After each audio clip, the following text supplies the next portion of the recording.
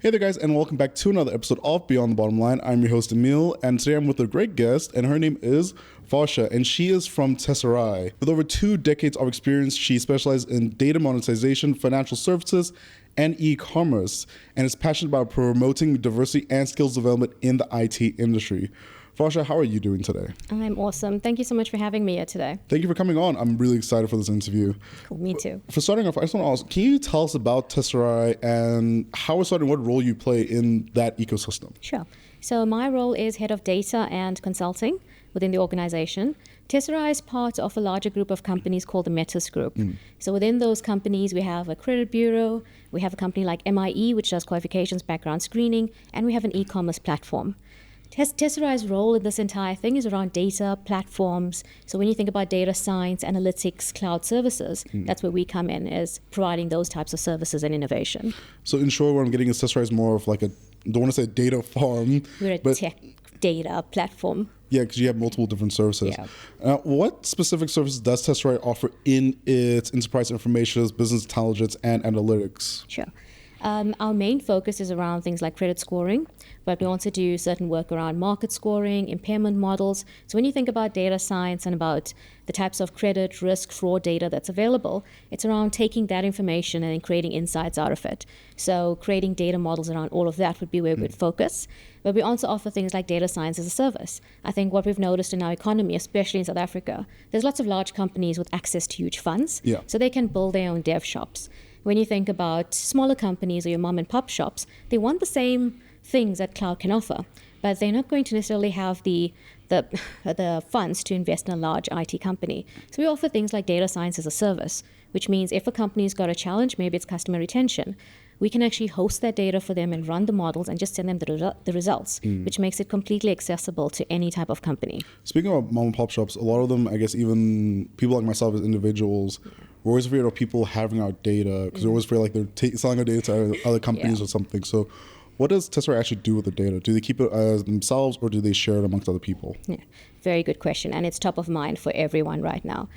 So there's 2 parts to that. One part I mentioned, we're part of a group. So as being part of that group, we do own certain data sets as well. And we use that to create insights that help make life better for South Africans. The other part, when we have external data from our clients, the clients own that data. That's never our data to share with anyone. And we take the concept of ethical AI very, very seriously. So we've even walked away from certain opportunities because we felt it breached that line. So we're very sensitive for PR and just to good ethical behavior when it comes to how you manage data. And speaking about data, the one thing I know about data is some huge risks to some business, especially with if they get hacked. Like, Capita got hacked, I think, sometime last year, and there's a big data breach. Yeah. So with that in mind, Tesserae being a big data company, how does that organization manage the risks of that? That's also a great question. I think there's different levels of risk. You think about your data in a system, and there's certain system or application controls that you'd have in place. And we have those types of controls. I think the next challenge becomes in the movement of data because you're moving it in and out of those applications. That's a different risk factor. So with us, it's continuous monitoring of these types of things. That said, I think all organizations are at risk in general because if there's intent to hack something, it can still happen because, it's about insiders, it's about human beings and the human behavior. So the best you can do is have things like active monitoring, make sure your data is secure, it's monitored in its movement so you understand who's got access to what. And I think what we don't think about a lot of the times is the third parties that access information. Yeah. So while it's secure in your, call it your house, in your applications, what happens when it moves to another application? Do you know what I mean? Yeah. So we are very wary of those types of things and always conscious of ensuring we've got the best tech securing it. I think that's also important. I can imagine Tesserae has like a pretty beefy firewall. It's very beefy, but it's also, I think now with access to technology, you see all sorts of tech available, right? Yeah. It's like download this license and you can run a data science model on this data. You have to know what you're actually using. Do you know what I mean? So is your data leaving your computer? So that's important. So it's about education on that level. And it's about using trusted applications as well. So if you have that sensitive information, you're just using something that hasn't been validated. You're also opening up a bit of a risk. Do you know what I mean? So in IT as well, there's certain compliance, like SOX is an example. There's ITIL architecture. So you have to ask these hard questions about how is my application architected. So it does get a bit technical, but I think that's why you also want advice sometimes to help understand where are my gaps and how do I fulfill it. So if everyone out there watching, just remember your data has to be very secure. A lot of scams do easily happen. We have instances in the past where, scams are very easable to happen, like especially the older generation who don't understand tech that much. Yeah. But now, speaking of I guess the human side of things, now with data, it's just a bunch of number sets, graphs and everything, but how does Tesseract actually combine the human insight with data analytics? I mean, you can have the numbers, you can have the person, but how do you guys combine it? That's also an interesting question. I think that's a continuous, how do we improve in that? So the one thing, if I think of something like credit scoring, yes, you've got the data, you've got the graphs, you've got an outcome, you've got an insight, but having domain knowledge of understanding how it actually works, what are larger implications around it, understanding that if I added some additional data to this, could I get a more interesting score or more realistic score? So to give an example about that, you think about the unbanked in South Africa. So would we give them the same type of scoring, or would we have to change the variables given our realities in this country? So the human element comes from bringing in other elements around you, and they could be societal, they could be qualitative types of factors. So not just taking a number as a number, but adding those lenses to it is very, very important. So with each data company, they have their own software that they use, or it's their own built in-house one, or they're using a third party. So what kind of technology platform does Tesseract use? So we are an AWS house. So we do use that as our core data engine.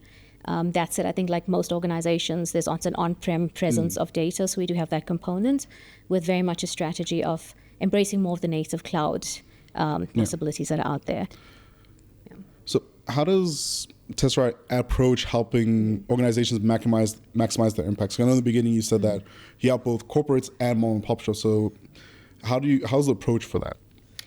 It's interesting. It's also a different approach for different people and different clients. You might find someone who's really understands their data. They're very, very mature and they know exactly what they want. So in that case, it's more around they just want the execution capability to get something done. Then there's others who will start off with, they've read something about AI or data science, but they don't know how it should add value. So part of that discussion is actually around how do we actually help people take a theory and make it practical. And the interesting thing about data, and you mentioned the over 2 decades, I've got to seen it from business intelligence, kind of then moving into a bit of the advanced analytics, and then now to this predictive data science, machine learning world. The reality is, though, it depends on the state of your data, right? So if you don't have the data, or if the data is in a very poor quality, you still can't get to those next levels very quickly.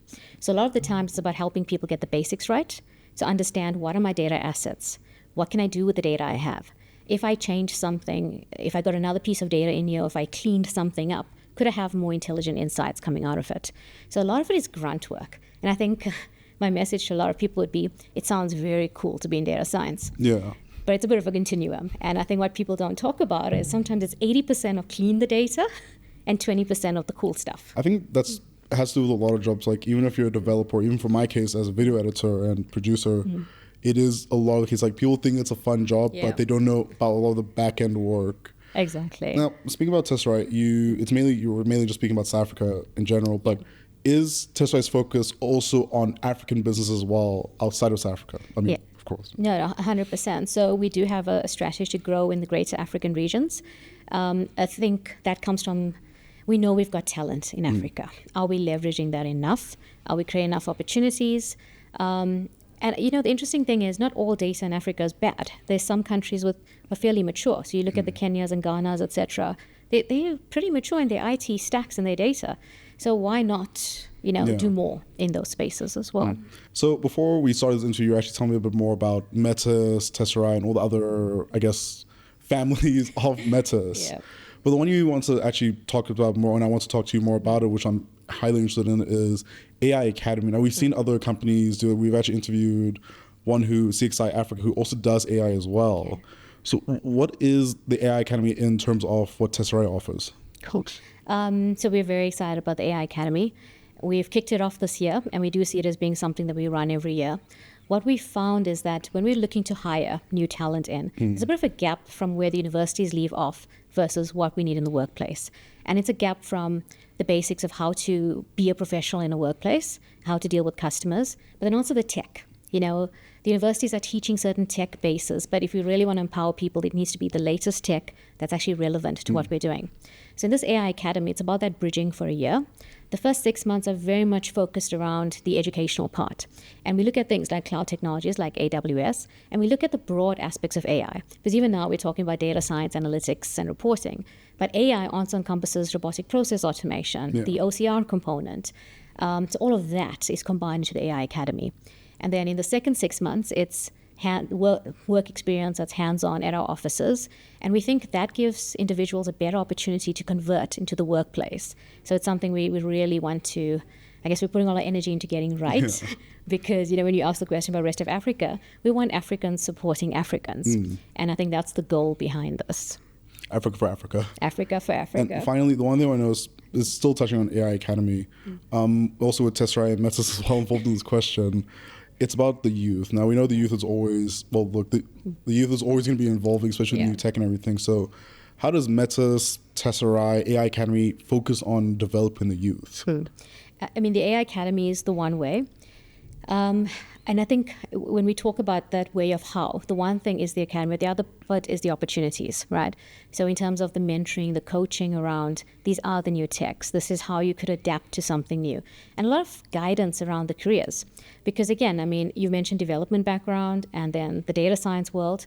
I was speaking to our CEO earlier today, and he mentioned the whole thing about the CAs were the best things, and then it was the computer science and the data scientists. So it's how do you help the individuals be relevant for the next piece that's coming? Because right now we're all about data science. Yeah. What comes after that? Is it going to be the process automation? Is it going to be I predict it's probably going to be, and the way I've seen things going with new AI chatbots coming like ChatGPT. ChatGPT 3.5, Claude A3, Copilot as well. Yeah. Also, I think Bing also has its own AI. I think it's going to go, the next superstars of the business world, if I could say, are going to be the ones who develop the next AI bot. 100%. Which is kind of scary to me because I'm not the biggest fan of AI for certain things. Like for video editing, it's not that big, but for graphic designing, especially with ChatGPT releasing Sora AI, well, not to the public yet. It does have some bugs, but it is out there. But there is one thing I do want to know. Can or will AI take over the jobs of data analysts? Because I don't think it would necessarily, because you do need to feed the AI data still. Yeah. It's also a good question. I think once someone asked me as well, is AI taking over all our jobs? Like, what would happen? I mean, the thing is you still need the programmers behind it. And I think with the tech that you've mentioned, prompt engineering is so important. So that ability to ask the right questions to actually get the data out. Yes, there'll be some machine learning that can ask some of that. But again, if the data quality is poor, you're still going to get a poor result. Do you know what I mean? And then the qualitative factors that we spoke about earlier as well. If you just look at a number in process output, and if you don't have other lenses around what's happening, you're still missing a qualitative aspect and a whole other lens. So I think when it comes to multiple perspectives, I think humans still kind of have a place there. And then I guess when it comes to these jobs, it's around how can AI help me do more and be more productive and have more work-life balance, actually. So I always like to flip it on its head. I think with Mark Zuckerberg's AI right now, half the people are complaining and saying, I don't like this thing, it's watching me. The other half I've been talking to, just randomly, what are you using it for? One told me she's put in her grocery list and she said, create a meal plan for me. I'm like, that's so cool. So it's, there's the fear factor, but then it's can this AI free me up of the mundane stuff so that I can actually be better at what I do and be more productive and have more balance? I guess the final words I have to say about AI for this interview is that I think AI, it is good because I also use a Meta thing from the WhatsApp for also just random questions if I need to. But I think in general, I think humans will always be on top of AI because you need to train the AI in the first place. It's not going to do everything. Exactly. Varsha, thank you so much for coming on and actually making us more aware of what major data companies actually do with our data and how they actually help out big businesses and more small mom and pop shops. Thanks for having me. It was really fun to share a bit more. And thank you guys for watching this episode of Beyond the Bottom Line. I hope you guys did enjoy. And if you do want to find out more about data and what Tesserae do, you can go to the website. And anyways, guys, like I always say, share the video with your friends, family, and coworkers as well. And I will see you in the next interview. Varsha, thank you again so much. Cool. Thank you. Bye, guys.